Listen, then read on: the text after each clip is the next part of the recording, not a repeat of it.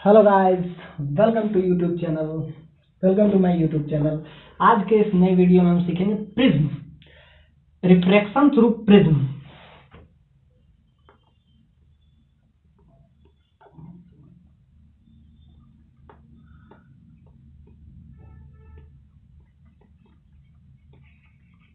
Refraction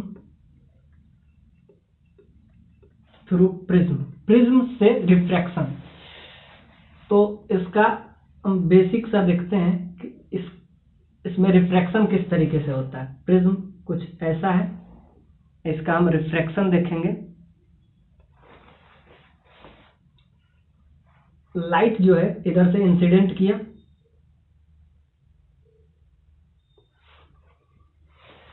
अब इस point पे हम क्या डालेंगे, नॉर्मल। अब इस पॉइंट पे जब हम नॉर्मल डालते हैं तो इंसिडेंट एंगल कुछ बनेगा। इसका हम सारा जो प्रॉपर्टीज है प्रिज्म का वो हम इस लेक्चर में देख लेते हैं।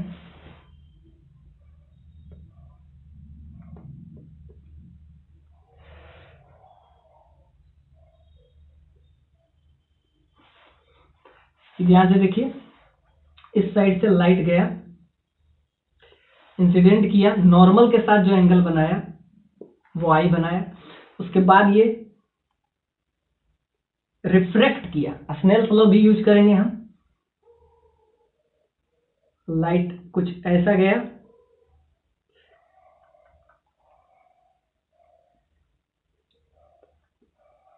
और इस सरफेस पे जाके फिर से रिफ्रैक्ट किया।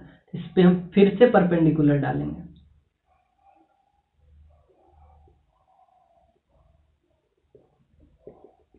ये देखिए, ये जो इस सरफेस पे डालें, इस पे फिर स्नेल्स लॉ यूज करेंगे, और ये जो इस टाइप से बाहर निकला, या तो नीचे निकलेगा, इधर से गया तो इधर ही वापस आएगा। तो ये जो इमर्जिंग रे है, लाइट निकला, ये जो एंगल बनाया इंसिडेंट है, जिसको आप रिफ्रैक्टिव मतलब रिफ्रैक्शन तो हो नहीं रहा है, रिफ्रैक्शन हो रहा है। ये जो इमर्जिंग लाइट है ये बनाया। अब ध्यान से देखिए, प्रिज्म एंगल है, इसको थीटा एंगल कुछ या कैपिटल ए से देते हैं। ये एंगल जो है कैपिटल ए है। आपको इसमें क्या निकालना है, डेल्टा का वैल्यू। डेल्टा कहते हैं डेल 1 डेल 2, मतलब कि इसमें आप ध्यान से डेविएशन, इसको एंगल ऑफ डेविएशन कहते हैं, एंगल ऑफ डेविएशन। अब ध्यान से देखिए, लाइट जा इधर रहा था, जाना उसको इधर चाहिए था, लेकिन गया किधर, इधर। तो डेविएट कितना से हुआ, ये हुआ आपका अल्फा 1। लाइट को जाना चाहिए था ऑफकोर्स इधर, लेकिन फिर ये डेविएट हुआ। तो इसको अगर हम पीछे मिलाते हैं, लाइट जाना चाहिए था, इसको अगर हम पीछे मिलाते हैं तो ये कुछ यहां मिलता है।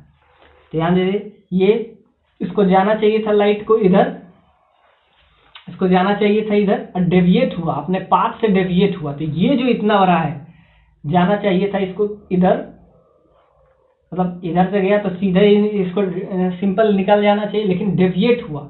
तो डेविएट हुआ वो आपका हो जाएगा डेल 2, एंगल ऑफ डेविएशन। आपको निकालना है प्रिज्म एंगल। इसको अगर हम एज ए R1 लेते हैं, क्योंकि फर्स्ट रिफ्रैक्शन यहां से हुआ, इसको हम R1 लेते हैं, और इसको अगर हम लेते हैं R2, तो हमको रिलेशन चाहिए R1 R2 और कैपिटल ए। कैपिटल ए किसी भी प्रिज्म का कांस्टेंट होता है, उसमें आप वैल्यू बदल नहीं सकते, लेकिन आपको रिलेशन चाहिए। तब जैसा कि हम बताए थे, स्नेल्स लॉ यूज करेंगे। इस पॉइंट को let's, this point is A, this point is B, तो लिखेंगे फॉर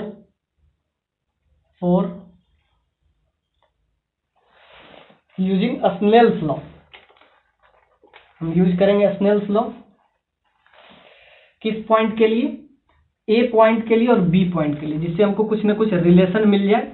और उसके बाद हमको रिलेशन किसमें हमको लगाना है, R1 R2 और कैपिटल ए। तो हम यूज करेंगे Snell's law.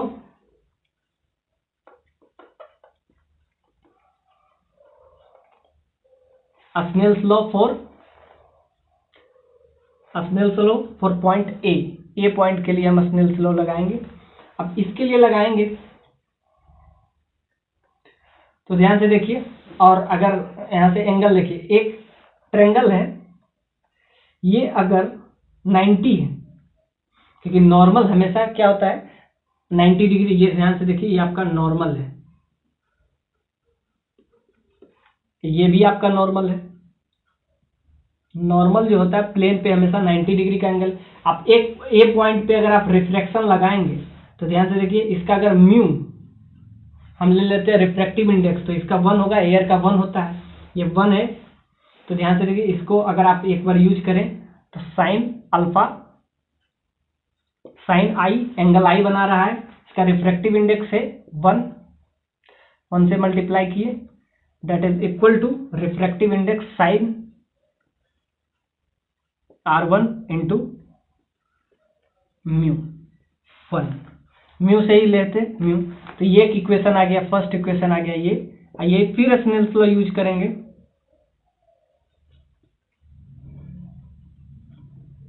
Snell's law for point B के लिए अगर हम यूज करते हैं तो यहां देखिए, ये आर निकल रहा है, इंसिडेंट है तो इसको कैपिटल आर लेते हैं, इमरजेंट रे है तो वो जो एंगल बना रहा है उसको कैपिटल आर लेते हैं। यहाँ इस पॉइंट पे आप लेते हैं तो क्या होता है, म्यू, इसका रिफ्रैक्टिव इंडेक्स, एंगल क्या बना रहा है, एंगल बना रहा है इंसिडेंट है, ये रिफ्लेक्ट मतलब बाहर निकल रहा है, इमरजेंट रे है, तो यहाँ इसमें एंगल बना रहा है R2, और ये जो कि बराबर है किसके बराबर हो जाएगा, μ1 बाहर निकलेगा, बाहर का रिफ्रैक्टिव इंडेक्स 1 है, एयर का 1 होता है, और इसका एंगल क्या हो जाएगा, साइन आर। तो देखिए दो बार हम स्नेल्स लॉ यूज किए, एक पॉइंट ए पे, एक पॉइंट बी पे। तो दोनों से अगर आप ध्यान से देखिए, आपको रिजल्ट क्या मिलेगा, म्यू इंटू साइन R1, और यहां से आपको एक रिजल्ट मिल जाएगा, जैसा कि ट्रायंगल से देखिए,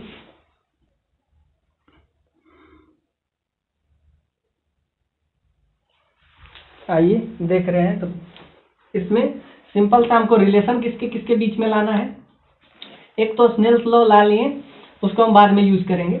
अब ध्यान से डेल 1, इसको इस लाइन को जाना इधर चाहिए था, लेकिन ये गया इधर, तो ये जो हो जाएगा इसको डेल 2 कहते हैं, इसको एंगल ऑफ डेविएशन,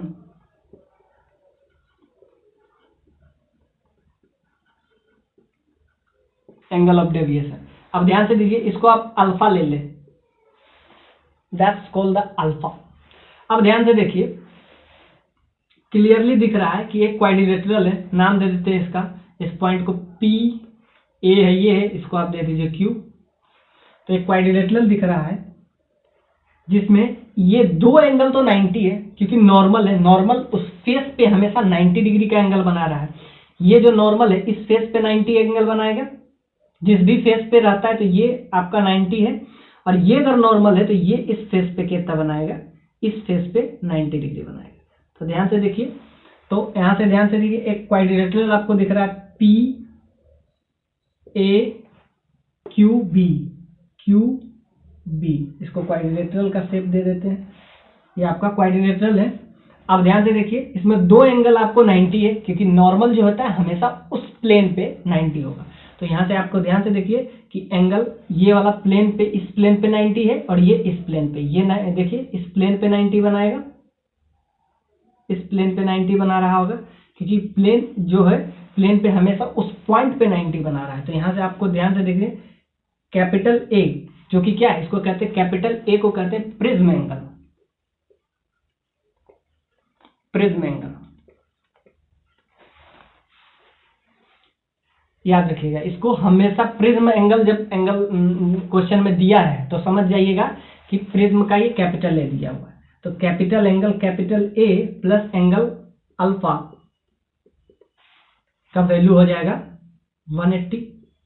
अब कहिए कैसे, क्योंकि दो 90 हो चुका है, यानी कि एंगल ए और angle B, angle A plus angle B 180 है, टोटल हो जाता है 360। तो ये है 180, क्यों? क्योंकि नॉर्मल एट पॉइंट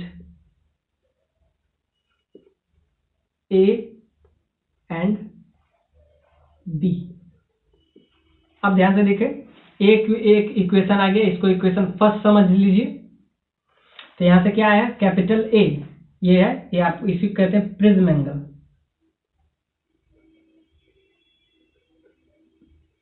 ये अल्फा, दोनों का वैल्यू कितना आ गया? 180, यानी कि angle alpha plus angle A that is 180। अब ध्यान से देखिए, एक ट्रायंगल अब लिखेंगे ट्रायंगल ए क्यू बी। ध्यान से देखिए, ट्रायंगल ए क्यू बी में angle R dash R1 angle, इसको एंगल से डिनोट करते R2 प्लस एंगल अल्फा का वैल्यू कितना हो जाएगा? 180, क्योंकि तीनों एंगल का सम 180 होगा।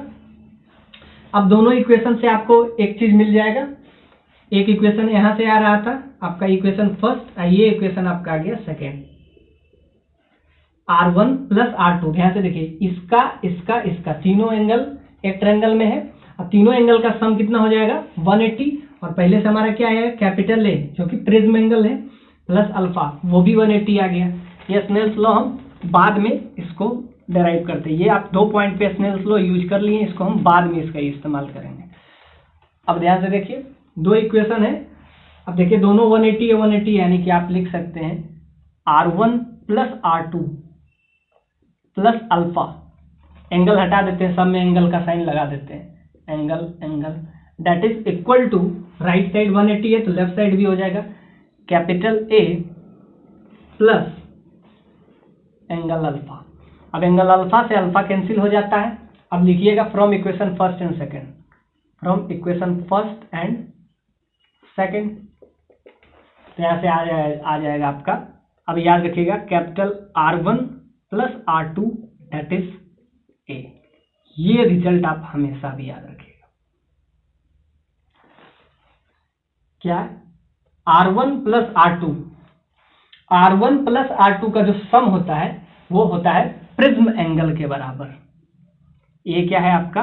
प्रिज्म एंगल, प्रिज्म एंगल मतलब दोनों जो रिफ्रैक्शन वाला एंगल है वो किसके बराबर होता है? कैपिटल ए के बराबर होता है। ये बहुत इंपॉर्टेंट है। आज का लेक्चर हम यहीं पर रखते हैं, बाकी हम एंगल ऑफ डेविएशन पे भी चर्चा करेंगे जब ये आ गया, तो बाकी हम स्नेल्स लॉ भी यूज करेंगे। तो ये प्रिज्म एंगल यहाँ तक हम देखें, बाकी आगे के लेक्चर में एक्सटेंड करेंगे। Thank you for watching this video.